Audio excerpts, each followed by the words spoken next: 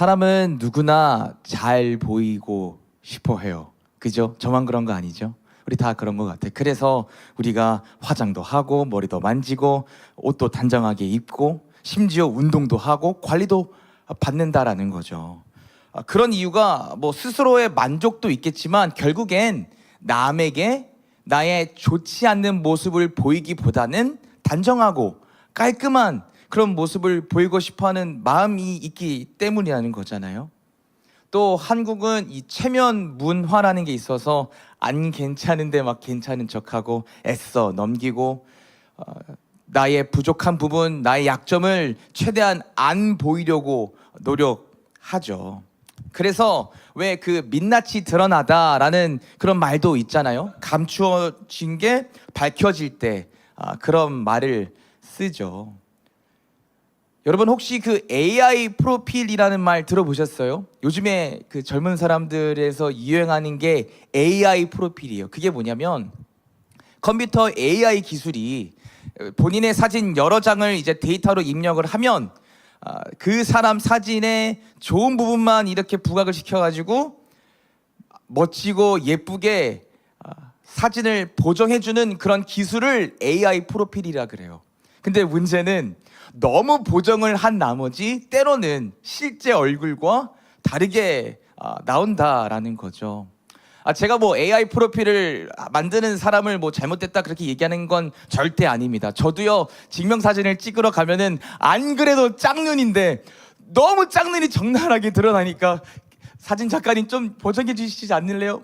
저도 그러거든요. 그게 사람의 마음이잖아요. 근데 사실 솔직히 말해서 AI 프로필, 그러니까 AI가 만들어준, 보정해준 그 사진이 아무리 잘 나와도 그 사진이 제 얼굴이 될 수 있습니까? 안 된다라는 거예요. AI 프로필 사진과 아침마다 거울 앞에 보여지는 나의 모습은 다르다라는 거죠. 민낯은 나는 매일 본다라는 거예요. 결국엔 그럴 수밖에 없다라는 거죠. 또 나와 가까이 있는 사람들도 언젠가는 나의 민낯을 보게 될 거예요. 그런데 오늘 본문 말씀을 보면요, 하나님의 말씀도 우리의 민낯을 보는 것처럼 우리의 모습을 샅샅이 꿰뚫어 보신다라고 이야기를 해요. 정확히 얘기를 하면 우리의 겉모습뿐만 아니라 우리의 생각과 마음, 그리고 또 그 마음 깊숙한 곳에 있는 의중까지, 의도까지 파악한다라고 이야기를 해요. 오늘 본문 12절을 함께 읽겠습니다. 하나님의 말씀은 살아있고 힘이 있어서 어떤 양칼 날보다도 더 날카롭습니다. 그래서 사람 속을 꿰뚫어 혼과 영을 갈라내고 관절과 골수를 갈라놓기까지 하며 마음에 품은 생각과 의도를 밝혀냅니다. 마음에 품은 생각과 의도를 밝혀낸다. 그게 하나님의 말씀이에요. 그러니까 하나님의 말씀은 본질을 꿰뚫는 능력이 있다는 거예요. 왜요? 하나님의 말씀은 죽은 말이 아니라 살아있고 운동력이 있는 하나님의 살아있는 말씀이기 때문에 오늘 내가 살아가는 이 시점까지도 나에게 큰 영향을 미친다라는 거예요. 사실 저는요, 이 말씀을 읽을 때마다 막 뜨끔뜨끔해요. 왜냐하면 하나님이 나의 생각과 나의 의도까지 다 아신다라는 거잖아요. 그 말인즉슨 내가 누구를 싫어할 때도 하나님은 그 생각을 아신다, 모르신다? 아신다. 내가 귀찮아할 때도 하나님은 아신다. 내가 어떠한 좋은, 겉으로 보이기에 좋은 행동을 해도 그 행동의 진짜 의도는 하나님은 아신다라는 거예요. 내가 마음에 음욕을 품을 때에도, 내가 죄를 가지고 있을 때, 이상한 생각을 할 때도, 부정한 생각을 할 때에도 하나님은 아신다. 그러니까요, 조금은 불편해지더라고요. 민망해지더라고요. 하나님 다 아시네. 13절을 우리 함께 보겠습니다. 하나님 앞에서 숨길 수 있는 것은 아무것도 없습니다. 모든 것이 다 드러나기 때문입니다. 그분 앞에서 우리의 모든 것을 보여드려야 합니다. 그러니까 하나님 앞에서 숨길 게 아무것도 없다라는 거예요. 다 드러나니까요.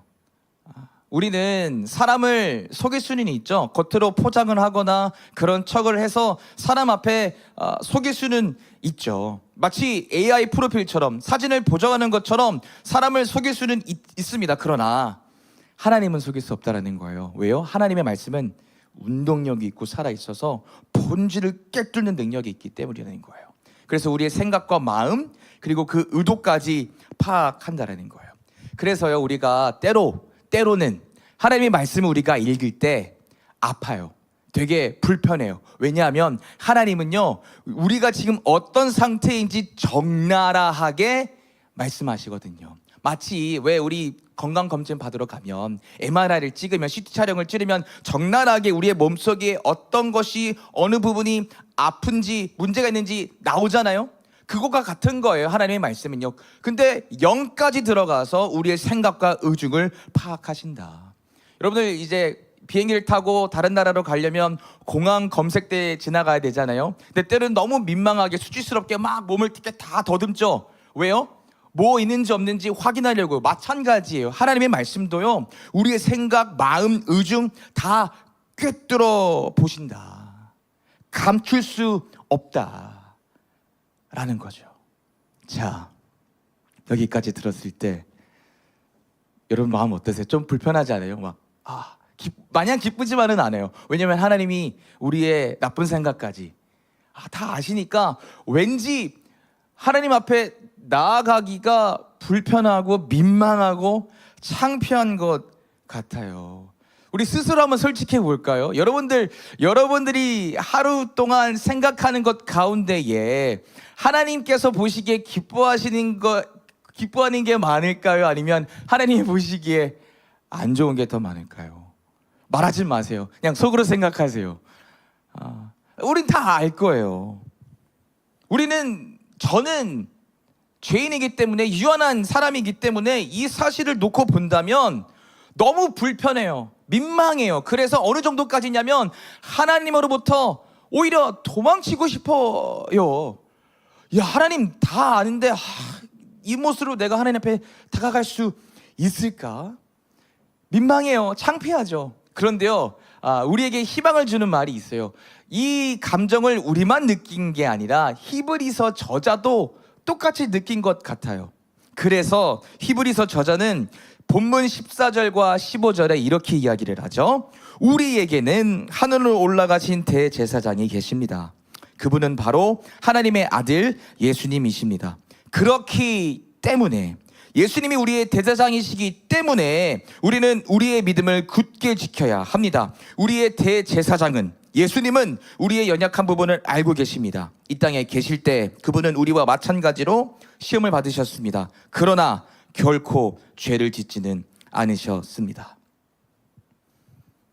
하나님의 말씀은 본질을 꿰뚫는 능력이 있다고 그랬죠. 그래서 우리의 생각과 마음, 우리가 행동하는 그 의중을 다 파악한다고 얘기를 했어요. 그러니까 어떻게 보면은 막 부끄럽고 하나님 앞에 이런 모습으로 다가갈 수 있을까? 그런 생각을 하고 있는 그 찰나에 히브리서 저자는, 그래, 너희들 그럴 줄 알았어. 그러니까 대제사장이신 예수님, 모세보다 뛰어난, 천사보다 뛰어난 그 예수님께 너의 마음을 들여봐.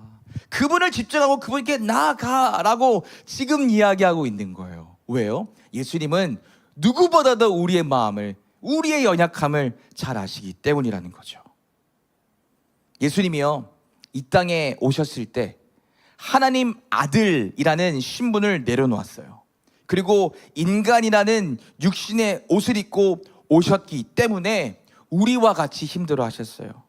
우리와 똑같이 시험을 당했고요, 우리와 똑같이 사람에게 배반을 당했고요, 사람한테 비난을 당하고 조롱을 당하고 똑같이 힘들어하고 지치시고 우리와 같이 배고프시기도 하셨어요. 그래서 예수님만큼 우리를 잘 아시는 분은 없다라는 거예요. 그래서 히브리서 저자는 괜찮아, 예수님 우리의 연약함 다 알아, 이해해, 그러니까 나와 예수님께, 이렇게 이야기를 하는 거죠. 부끄러운 이야기지만 제가요, 초등학생 때 저희 어머니의 지갑에서 돈을 빼가서 쓴 적이 있어요. 천 원을 빼갔던 것 같아요. 뭐 아마도 오락실에 가서 뭐 게임을 했겠죠. 저는 어머니가 모를 줄 알았어요. 근데 그날 저녁 어머니가 그러시는 거예요. 지갑에 돈 누가 빼갔어? 어머니는 아셨어요. 두 가지를 아셨던 것 같아요. 돈을 빼간 거, 그리고 내가 빼간 거. 그리고 그러시더라고요. 솔직하게 얘기하면 아빠한테 얘기 안 할게. 용서해 줄게.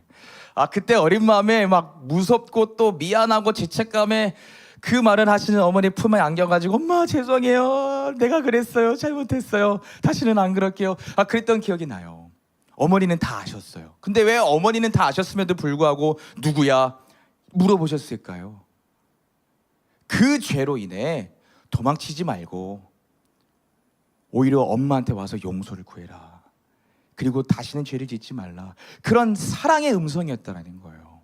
제가 이제 나중에 시간이 지나가지고 엄마한테 물어봤죠. 엄마 그때 어떻게 알았어? 그랬더니 어머니가 그러시더라고요. 지갑에 그때 10,000원짜리 지폐 한 장, 1,000원짜리 지폐 한 장, 2장밖에 없었대요.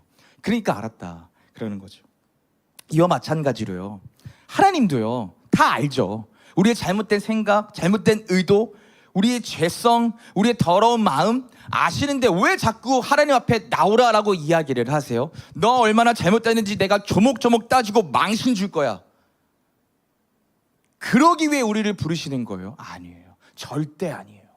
그럼 왜 우리를 부르세요? 제발 와서 네가 가지고 있는 그 죄책감 좀 덜어내.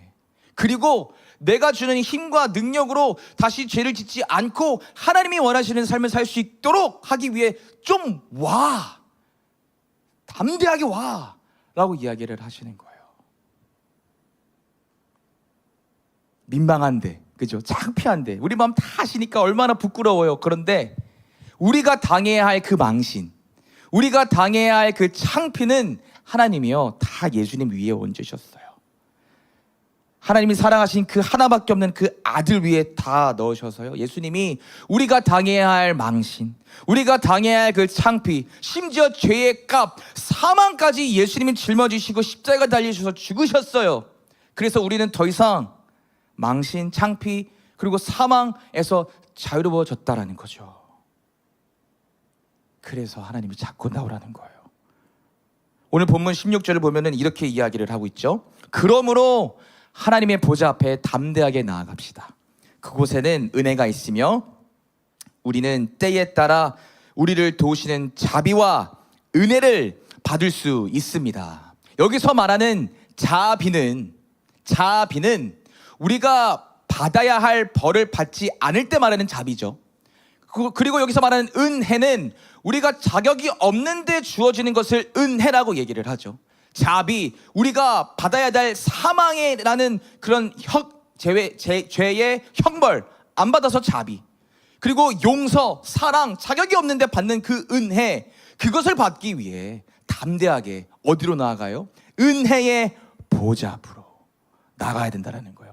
여기서 말하는 은혜의 보좌는요, 예전에 성전, 성막, 가장 거룩한 지성소 안에 있었던 보좌였어요. 그래서 정말 잘 준비한 대제사장만이 들어가서 거기서 하나님께 기도를 하여 백성들을 대신해 죄 사함을 얻는 그 곳이 바로 은혜의 보좌였어요. 그런데 예수님으로 인해 하나님과 우리 사이를 가로막던 그 휘장이, 예수님이 돌아가셨잖아요. 부활 승리하셔서 그 부활의 능력으로 휘장이 위에서 아래로 쫙 찢어져서 부족하지만 이제는 담대하게 나아갈 수 있다라는 거예요.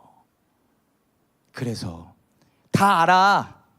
얼마나 우리 마음 가운데에 죄가 많고 부정한 생각이 많고 악한 생각이 있는지 하나님 다 알아. 그러니까 그 상태로 그냥 좀 와 라고 얘기하시는 거예요. 당당하게. 여러분, 하나님은요, 우리를 언제 사랑하셨습니까? 우리가 막 잘할 때, 맨날 시험 성적 A 받을 때, 100점 받을 때, 그때 사랑하셨습니까? 아니에요. 로마서 5장 8절을 보면 이렇게 이야기를 하고 있죠. 우리가 아직 죄인 되었을 때에 우리를 위하여 죽으심으로 하나님께서 우리에 대한 자기의 사랑을 확증하셨느니라. 이 말씀이 오늘도 동일하게 우리에게 적용되는 줄 믿으시기 바랍니다. 아직 우리 연약해요. 부족해요. 그러나 하나님은요, 그 연약한 우리를 부르시는 거예요. 왜요? 예수님도 우리의 연약함을 다 아시기 때문에. 그래서 부르시는 거예요. 이게 어떤 사람은요, 그래? 그럼 내 마음대로 살다가 나중에 죽기 전에 회개하면 되겠네? 그런 악용을 하는 사람이 있는데, 그것은 우리가 다 알다시피 정말 믿음에 확신이 없는 사람이에요. 하나님을 악용하는 사람이고 하나님의 사랑을 모르는 사람이라는 거죠. 하나님을 아는 사람, 하나님의 용서를 깨달은 사람, 하나님의 사랑을 입은 사람은 비록 넘어지고 불완전하더라도 내가 하나님 앞에 하나님이 원하시는 삶을 살기 위해 계속 노력하고 나아간다라는 거죠. 여러분, 때에 따라 가장 완벽한 타이밍에 돕는 그 은혜를 위해 오늘도 은혜의 보좌 앞으로 나아가게 되시기를 바랍니다. 그 담대함을 갖고 나아가라는 거예요. 여러분 안에 어떠한 죄책감이 있습니까? 스스로를 향한, 나는 정말 예수님을 믿는다고 했는데 왜 이렇게 살지? 왜 이런 나쁜 생각을 하지? 왜 자꾸 저 사람을 싫어하지? 왜 아직까지 용서하지 못하지? 그런 마음을 갖고 있는 분이 계십니까? 그러면 그런 분들에게 이런 얘기를 해주고 싶어요. 괜찮아요. 그 마음을 갖고 은혜의 보좌 앞으로 나아가세요. 은혜의 보좌 앞으로 당당하게 나아가세요. 하나님은 우리의 완전한 모습을 원하시는 게 아니라 주님께 나아가는 그런 담대한 마음을 원하신다라는 거죠. 정리하겠습니다. 히브리서는 믿음이 흔들리는 사람들을 위해서 쓰여진 책이라고 그랬죠. 세상의 어려움 때문에, 내가 감당하지 못할 것 같은 그런 시련 때문에 믿음이 방황하고 흔들리는 그 사람들에게 자꾸 대제사장이신 예수님을 소개하는 거예요. 오늘도 마찬가지잖아요. 그 예수님, 우리의 연약함을 모르지 않고 누구보다도 잘 아시는 그 예수님께 나와라. 오늘도 그 은혜의 보좌 앞으로 담대하게 당당하게 나아가 하나님이 주시는 참된 기쁨과 평안, 그리고 거룩히 살아갈 힘과 능력을 받으시는 여러분들과 제가 되기를 예수님의 이름으로 축복합니다.